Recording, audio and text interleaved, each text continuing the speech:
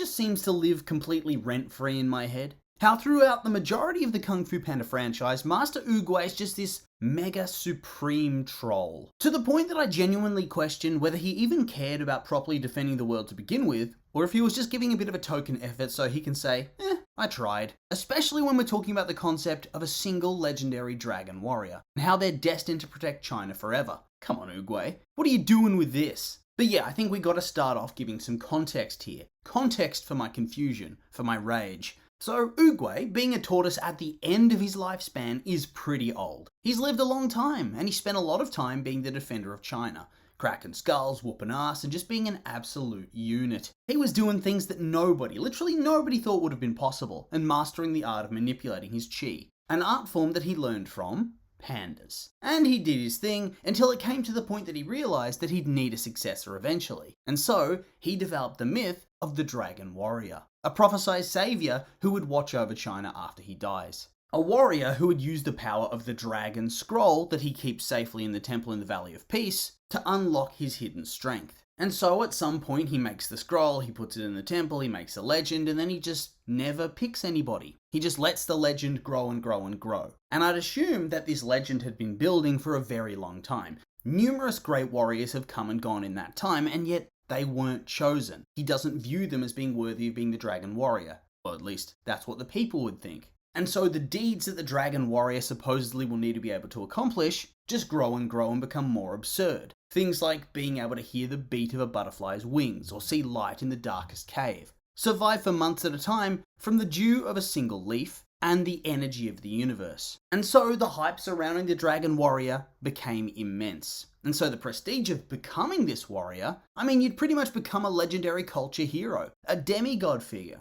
And this is pretty much where I'm already thinking that this dude is just doing this for kicks, because he knows for a fact that it's not even about all that at all. There's no legendary power of the scroll, there's no secret ingredient, it's just about having the heart of a hero. It's not about your skill at Kung Fu. Otherwise, somebody like Tai Lung would have been chosen, or even like Shifu or something. And so after all of that, I can't help but ask, can't help but wonder, why? Why do this? Why let people start to believe in all this to begin with? Why would you let them buy into the hype and assume it's all about the capabilities, all about your strength, your endurance? Why, when you see your apprentice Shifu hyping up Tai Lung, his foster son, way too much in terms of his ability, and not curbing his darker instincts, would you not sit them down and say, hey, actually, being the Dragon Warrior, it's more a mindset, it's not your skill that matters. It's about being a good person at heart, a hero, compassionate and brave. Yeah, skill's important, but not more than that mindset. But instead, he just watches all of this happen. And then at the end, he refuses him the scroll, tells him he's dark, and thus unworthy, and then beats him up and tosses him in prison forever. Damn. And then he just lets Shifu carry on training everybody else pretty much the same way, focusing way too much on ability and not on the mindset.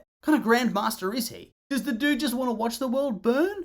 Oh, Oogway. Then we come to the modern day. They find out that Tai Lung has escaped from his remote prison, and is on his way back to get revenge on the temple and the valley, and to claim the power of the Dragon Warrior all for his own. And then, and only then, is when Oogway bothers to choose a Dragon Warrior. And from what we know in the film, the dude is literally days away from dying. He dies a few days after this, but only now he's deciding to name a successor. What was he going to do? Was he just going to originally straight up just pass away, and then just watch from the spirit world as somebody goes to grab the scroll thinking they're the Dragon Warrior, and realizes it's pretty much just a mirror? What would that accomplish other than him having a good laugh at them from the spirit world? Just feels a bit mean-spirited, right? At least with Po, when he gets the scroll, he'd already been named by Oogway as the warrior, so he could figure out that there is no special power boost. But if Shifu chooses somebody after Oogway passes away, good chance everyone would just think, oh, Shifu chose the wrong person. This guy was unworthy. And thus you could run into many more Tai Lung situations. And so once again, doesn't really feel like he really cares all that much about what happens to the world after he dies. Bit selfish, honestly. But yeah, back to it. We get to the choosing ceremony, and he has the Furious Five demonstrating their abilities to him. He's gonna pick somebody, but then out of nowhere, Po crash lands right in the middle of it all. Right in front of Tigress. And right in front of Oogway's pointing hand. And so just like that, with only days to prepare him for the arrival of Tai Lung, Oogway chooses an absolute novice to be the Dragon Warrior.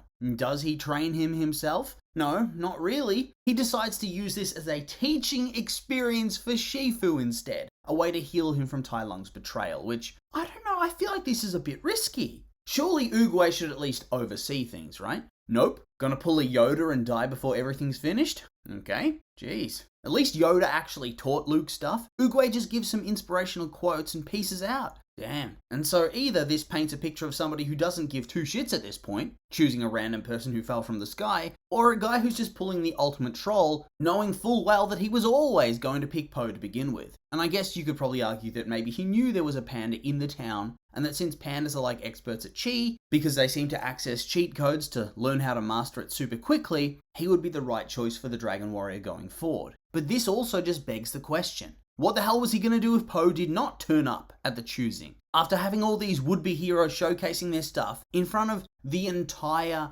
valley, he just says, nah, actually I'm not going to choose any of you. Thanks for the show, but I've decided to humiliate you publicly instead and pick the panda that works at the noodle shop down the street to be the brand new Dragon Warrior. Would they all just walk down to the restaurant to let Poe know? On top of that, if he knew of Poe's existence and that he was always planning on picking him to take up the scroll and become the Dragon Warrior someday, then why not train him from when he was young? Surely it would have been a good idea to try and give him a bit of advanced warning, some training ahead of time to ensure that this guy doesn't get absolutely eviscerated by Tai Lung. No? You're just going to tell him, oh, guess what? You're the Dragon Warrior. Congratulations. By the way, an angry Kung Fu master is on his way to kill you. You have a couple of days. Good luck. Poe has lived in this town since he was a baby. Oogway, what are you thinking, son? What are you thinking? Train the boy. The fact that he straight up does not get killed by Tai Lung after a couple days of training is straight up just plot armor. And it's more luck than anything else. The fact that he's fat, he can deflect all his attacks. Shit, maybe try to teach him to harness his chi. That might have been a good idea. Like, Oogway knows, he has to know, that the pandas have already been genocided by the peacock guy because of that dodgy prophecy. So, who does he think is going to be able to teach Poe all the stuff he needs to know for when Kai comes back? And then even when he does choose him, and he organizes him getting trained by Shifu, he doesn't do anything, like I said before. He gives him a very basic life lesson that comes straight off the pages of a cheap gift card and pieces out. He doesn't try to, I don't know, contact him from the spirit world as some sort of ghost or anything. I mean, surely that's possible. He doesn't try to teach him anything at all. It is Tigress and the panda village that has to learn it on their own and then teach him how to do it to beat Kai. And so seriously, either Oogway is devastatingly incompetent, or he doesn't give a shit about anybody else after he realizes, ooh, I'm going to be dead soon. Or, I guess, he's a giga-tier troll who enjoys making life as difficult as possible for everybody else. So yeah, in summary, Oogway invents the concept of Dragon Warrior but never bothers to dispel assumptions and train anybody to succeed him, and thus allows the legend to grow, and people like Tai Lung to develop delusions of grandeur.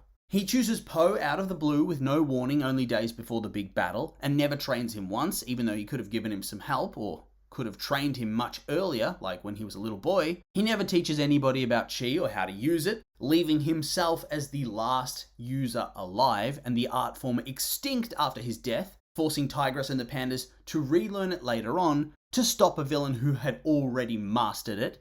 He then dies to avoid any consequences for his selfishness. He never explains anything. He talks in riddles to confuse and gaslight his allies into thinking he was helpful in the first place. And then he gets hailed as a hero by the valley. For shame, Oogway, for shame. And so yeah, not much else to say then.